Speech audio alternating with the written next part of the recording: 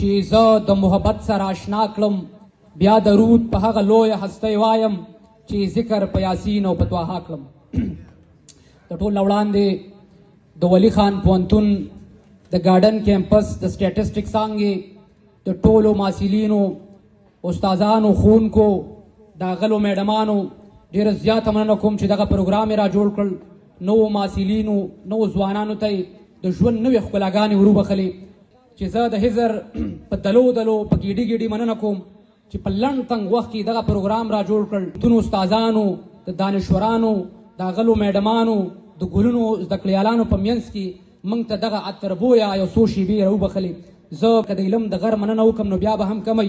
خوب کې د ګلونو په لاسونو کې ځان وینم، په خوب کې د ګلونو په لاسونو کې زما د شاعرۍ کتاب د نجونو په لاسونو کې، او هسې مې عادت په ګستاخیو د یارۍ نه کې، هسې مې عادت په ګستاخیو د یارۍ نه کړي، نه مې وي پرزور د رواجونو په لاسونو کې.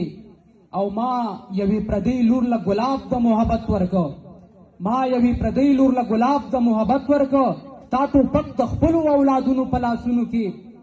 او مونږه پیروکار د باچا خان یو، مونږ به پیژنو، مونږه پیروکار د باچا خان یو، مونږ به پیژنو، تار تار لوپټې د دفترونو په لاسونو کې.